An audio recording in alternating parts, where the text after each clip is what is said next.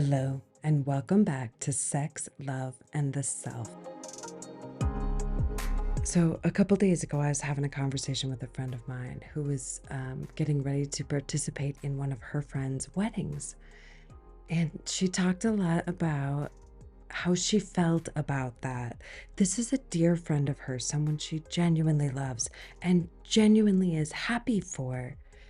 And it brought up these feelings for her, this kind of intense, icky, jealous sort of feeling.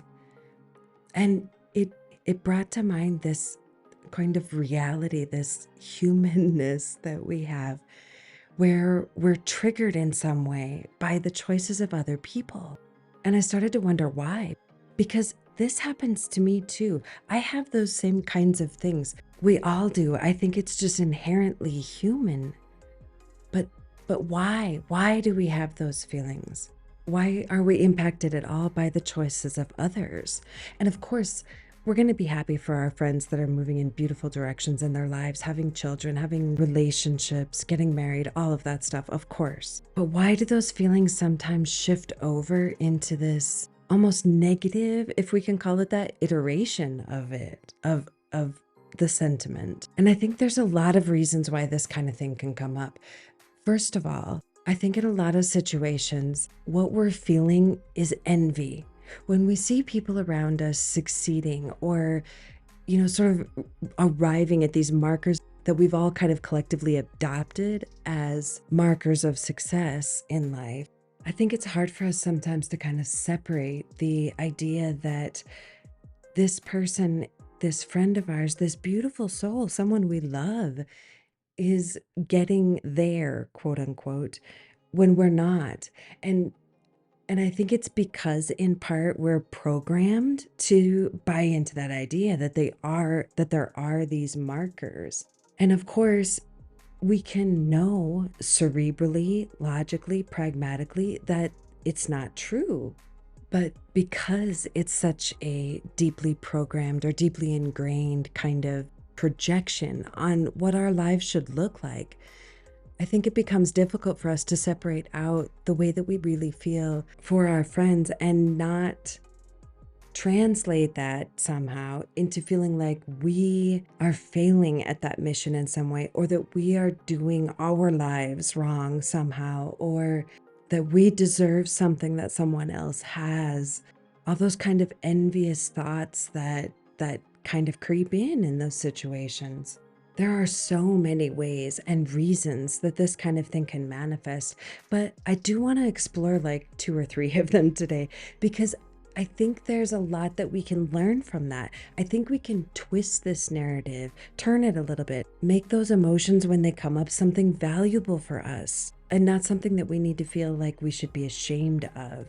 Because, of course, we want to be happy for the people in our lives that are having these successes, that are getting to these points. Of course, we want that. So, one of the many reasons I think that we might get triggered by other people's choices is that, in part, at least when it's happened to me, it feels like I've been working so damn hard. Why can't I get to this thing that this other person has? Why can't I what am I doing wrong?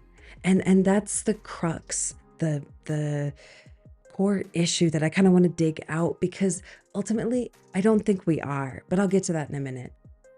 Another reason that I think that we might feel like we have these envious feelings or whatever is because we have a sense, another thing that we're sort of programmed into is this thought that we have a limited amount of stuff in the world.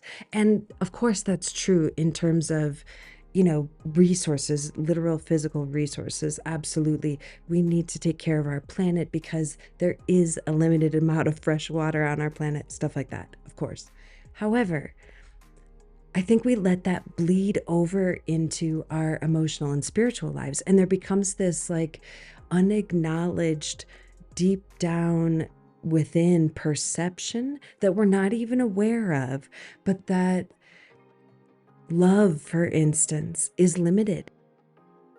When we see a dear friend or family member getting married, and we want to be happy for them, but that there's this other kind of feeling that comes along with that. One of the reasons that we might feel that way is because there's this sense that there's not enough for all of us. And if that person got theirs, it might mean that we're not going to get ours. Like maybe we won't get to have that love. Maybe we won't get to have a wedding. But one of the biggest things I think that comes up in these contexts is this idea of right and wrong. Like I did all the things right. Why don't I have $3 million movie contract or something? Why don't I have a wife and 2 kids and a house on the hill? Because that's another thing that we're sort of conditioned to believe, that there is a right and wrong. And if we do the quote right things, if we follow the path, if we hit the markers, we'll get all the stuff. Like that's part of the recipe for success. It's part of the recipe for getting to success. It's part of the way that we're taught that we're supposed to be in the world, the way that we're supposed to live our lives in the world. And when we do all that stuff, it's that same idea of working hard. Like, I did all the right stuff. Why am I not there? Why do I not have that thing? Why am I not good enough to receive the blessing that I'm supposed to get when I check all these boxes? And then an extension of that reality can be that, in part, perhaps because we don't think we got what we wanted or deserved or needed or whatever from the work that we've done in our lives, we feel a need to kind of judge the people that are getting to those milestones, that are having those realities and experiences. Because if we did everything right and they did everything right and they got to theirs and we didn't get ours, theirs has to be a falsity somehow. And so I think one of the first things that we can do to tear down these emotions, and not tear down the emotions themselves are important. The emotions themselves are beautiful and can teach us things, but we'll get to that in a minute. The thing that we might want to, or that when it's happened to me, I've wanted to tear down, is that weird icky feeling inside of me that's getting in the way of my ability to be genuinely beautifully happy for the people in my life that are getting to these places, or total strangers even. I want to be happy for the brand new writer that won a Pulitzer Prize for their first novel. Of course, I want to be happy for that person. I don't want to feel anything that I could perceive as sort of a negative contamination of those feelings. I don't want to feel anything that I can perceive as judgmental of myself in those situations. And I think that's when it's coming up, is there's this judgment of ourselves. Of course, I think that in part it's because of this whole idea of right and wrong. The thing is, there is no right way. There just isn't. There isn't even a wrong way. There are just different experiences. And this person's soul self has manifested a reality in which they have the experience of being married at 22, or winning this Pulitzer Prize at 18, or whatever. And that's wonderful. Good for them. That's their experience. Nothing about that inherently means that they have succeeded and anyone else hasn't. Nothing about those accolades or titles or sort of check boxes is indicative of the fact that that person is now going to have a happy life, the end. It just doesn't work that way. It just doesn't. And for some of us, myself included, there's a part of me that has just sort of always chosen the quote hard way, because that's what I wanted to learn. That's what I needed to learn. My soul self needed to learn those things in that way. So I drew the kinds of experiences that would give me the opportunity to learn that. Another reason I think that we might feel that weird sensation of envy for our friends and family, for the people around us, is that perhaps those moments, those realities are highlighting a reality that we're uncomfortable with. And I think that might have to do with ourselves feeling constrained by our own choices. And I think this can be hard to get our head around, but also it sort of ties back to this whole idea of right and wrong. Like, I think sometimes we feel that icky, acrity, envious thing because we're afraid to change things in our own lives. So perhaps in the case of my friend, and this didn't happen, I'm using her situation as a narrative point here, but perhaps in the case of my friend, she's standing in the audience watching a dear friend of hers get married, and she is so excited and so happy for her. And there's this other sensation that's kind of alongside it that we can label as envy, but that perhaps is rooted in the reality that my friend can't or feels like she shouldn't change her life. And so she feels like she's stuck in this situation in which her romantic relationship has to come secondary or even tertiary, third, fourth, fifth down the list of priorities in her life. And because she feels sort of trapped by that, there's this like almost doomsday reality that comes washing over her. And she starts to feel like, she's never going to get this, that she's never going to be able to have a wedding of her own because of the choices that she's made in her life that have gotten her to this point.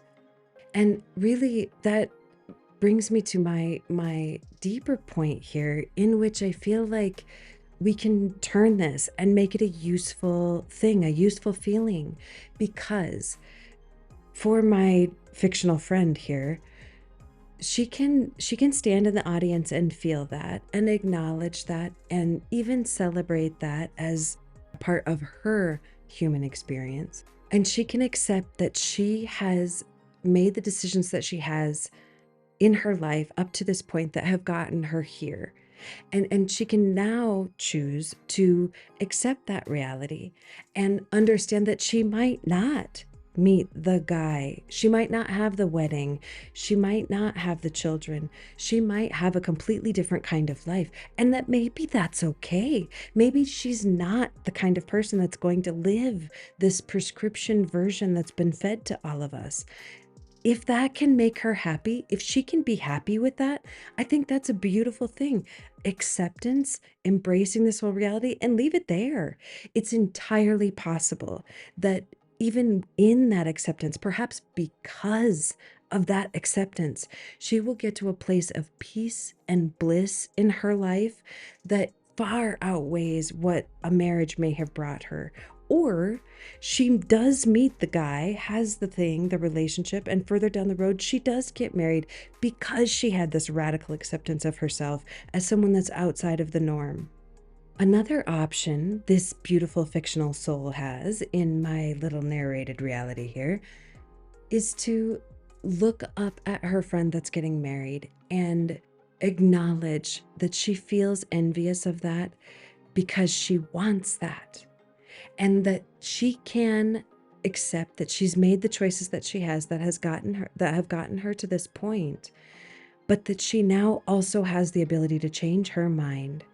She can own the power that she has in herself, in her own life, and say, you know what? I do want this thing. I want that thing badly. I want to shift my priority to that.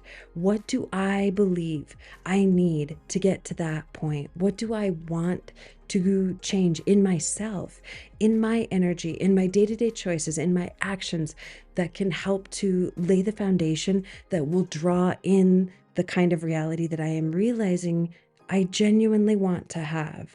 And that's where I think this quote negative emotion, this kind of icky, envious feeling can come in really handy for us because we can view ourselves through that lens and say, do I want this? For instance, the envy that I have had in my life, one of the ways that it's shown up is professionally. I remember feeling those kind of envious sensations for total strangers, people, women specifically that I'd read about that had, put their first novel out into the world and got a movie deal and won a Pulitzer Prize and just had all this success. And I remember at the time thinking like, Jesus, what am I doing wrong? What do I need to do? Like, and of course I immediately assumed, and probably not wrongly, that I was not talented enough. And I don't mean that I wasn't talented enough, but just that I was unpracticed. I was not the expert writer that perhaps these people were, or I didn't have the context, or it wasn't the right time in my life, or I'm not destined for that.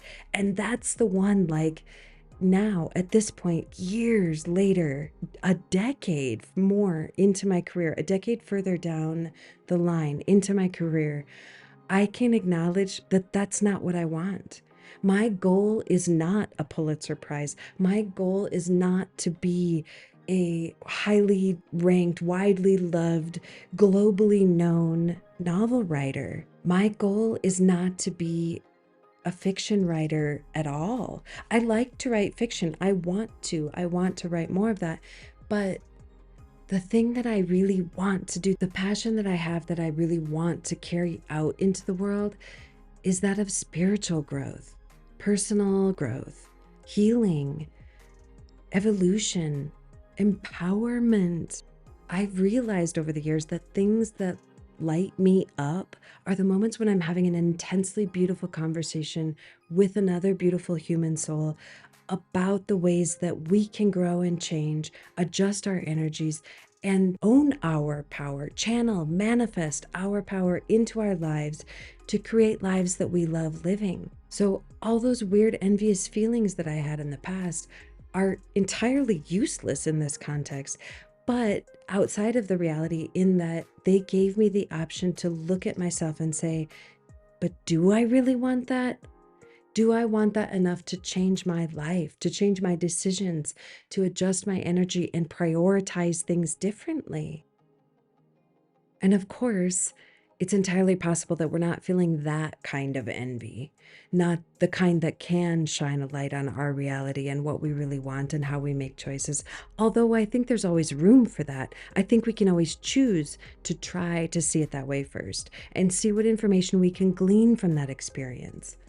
But I think taking it a little further, if we come to those realities or realizations that we don't necessarily want, the thing that we feel like we're envious of, there are lots of things that we can do to kind of break down that emotional feeling, process it, and let it go so that we can just be happy for our friends or family that are getting to these different points in their lives that we may or may not want for ourselves. And I'm going to explore this more over on Patreon. So if you want to kind of deep dive into this, hit me up over there. That's patreon.com/Jacqueline Lanae, JACLYNLANAE.